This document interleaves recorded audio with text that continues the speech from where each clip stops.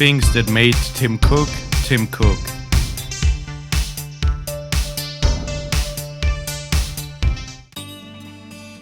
Growing up in the South. On November 1st, 1960, a little boy called Timothy Donald Cook, son to Don and Geraldine Cook, catches his first sight of the world in Mobile, Alabama. In 1971, when Tim was in middle school, the family relocated to Robertsdale, Alabama, where Don Cook found work at a naval base.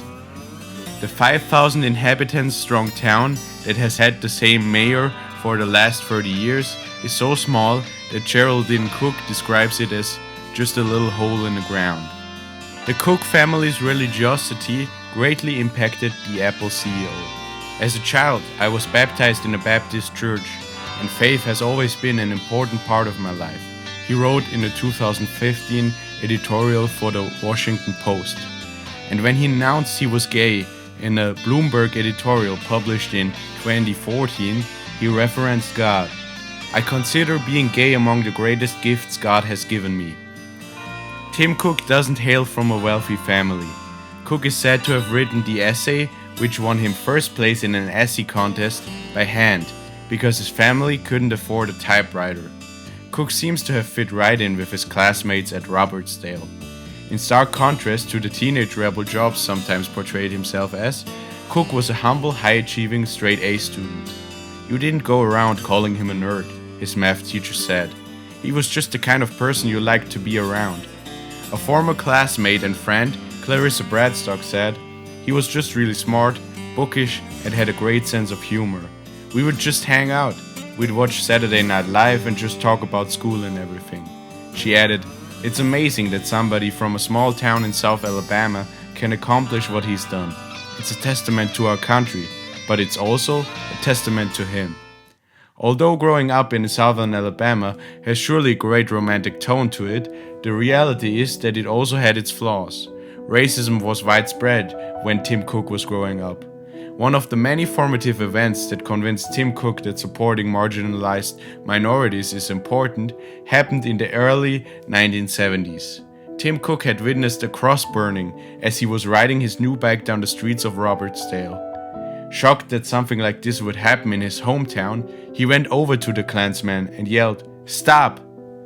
The Klansman just told him to get away. He recalled this experience when receiving an IQLA Lifetime Achievement Award from Auburn University, his alma mater, in 2013. This image was permanently imprinted in my brain, and it would change my life forever. For me, the cross burning was a symbol of ignorance, of hatred, and a fear of anyone different than the majority.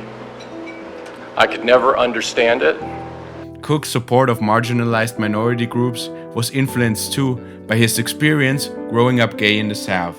He had never discussed this aspect of his life publicly until talk show host Stephen Colbert asked him directly about it in a 2015 television interview.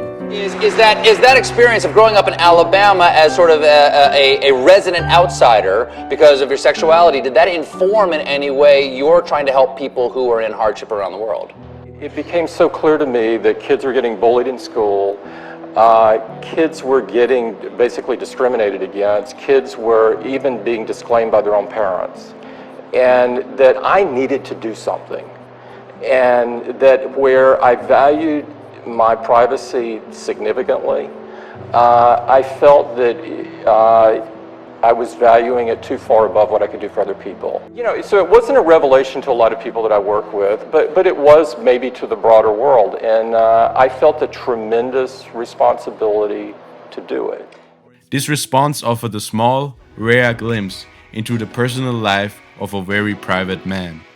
As he wrote in the Bloomberg Coming Out editorial, if hearing that the CEO of Apple is gay can help someone struggling to come to terms with who he or she is, or bring comfort to anyone who feels alone, or inspire people to insist on their equality, then it's worth the trade-off with my own privacy.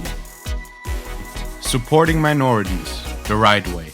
Cook has put initiatives in place to try to increase diversity at all levels, To do this, Apple needs to increase the number of women and underrepresented minorities graduating from college with STEM degrees. Most of the future job growth in the United States will be in technical fields, but only 17.1% of industrial engineers in the United States are women. The reality is, Cook said, you'll end up having a whole set of jobs that aren't filled. You'll lose talented workforce that should exist. I think it's imperative for the whole country to get behind changing that. In this quote from Tim Cook, you can easily see how Tim Cook's approach to diversity fundamentally differs from that of other big businesses and educational institutions in the West. Instead of introducing quotas that don't actually help minorities but makes them dependable on the grace of said businesses, while simultaneously fostering resentment in other groups of the population, Tim and Apple roll up their sleeves and address the issue that prevents those minority groups from succeeding like the majority groups in STEM fields directly: education. In this way, Apple tries to ensure an uptick in diversity amongst their personnel without creating any artificial quotas. It's a sustainable strategy that won't make these groups dependent on Apple, and since education levels are mostly dependent on your parents' education levels, it will empower minorities for generations to come. And Tim and Apple don't only talk much, they really act. The millions of dollars Apple is spending each year on education projects focused on minorities in the STEM field, like blacks, Hispanics, women, and veterans, speak for themselves and already proved themselves to be successful by generating increased portions of minorities working in the STEM field, outside and inside of Apple. This is one area where Tim Cook differs from his predecessor, Steve Jobs. Steve Jobs saw the production of Apple's products as well as Apple services as enough of good contributions to the world.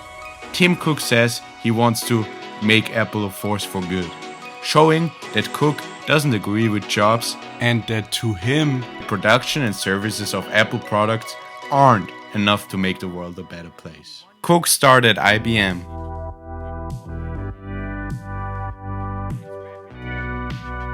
Many young people don't know this, but back in the 80s, IBM was a major player in the PC space.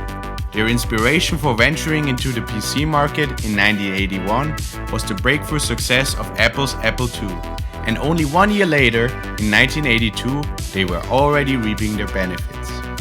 Its rapid takeoff earned the IBM computer the honor of Time magazine's Man of the Year for 1982.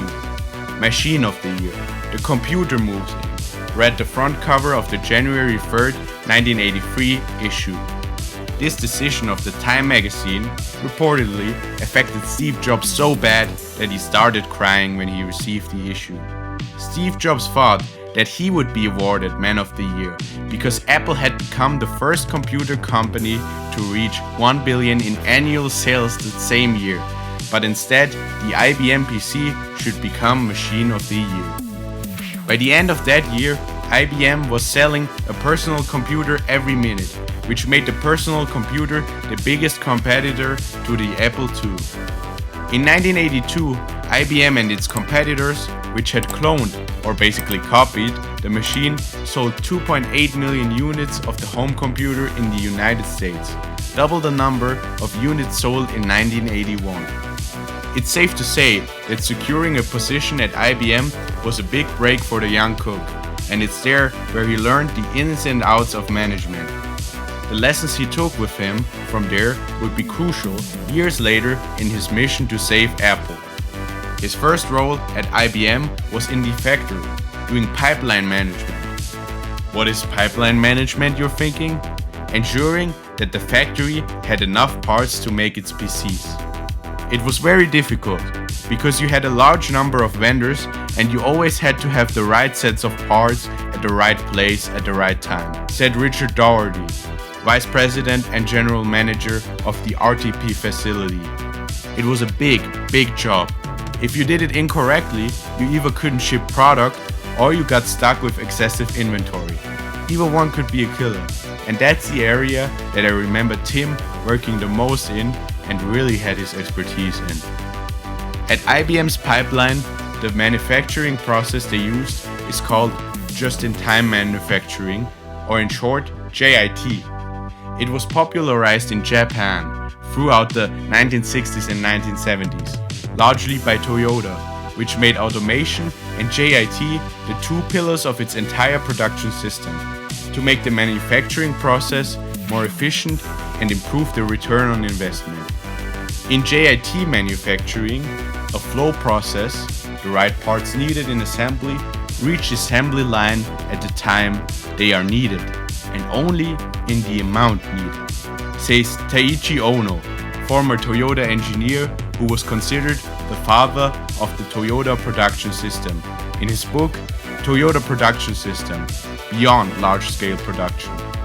A company establishing this flow throughout can approach zero inventory, and getting as close as possible to the 0% inventory mark was IBM's goal.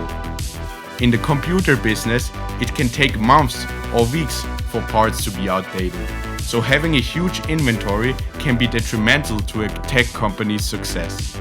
IBM was the pioneer of JIT manufacturing in the computer world, and it was crucial to his later success at Apple that Tim Cook was not only there to learn how it can be applied to manufacturing PCs, but also to master it quickly. When the others fell behind, Doherty said, "I can recall Cook and some other folks were responsible for getting it fixed," and did. Cook was promoted to Director of Fulfillment for North America near the end of his time at IBM. Did you like the first part of this two-part documentary? Be sure to tune in next month to see the second part, Human. Also, don't forget to subscribe, turn on the bell, like the video and visit the Silicone Cereal website. Or I will eliminate you, human.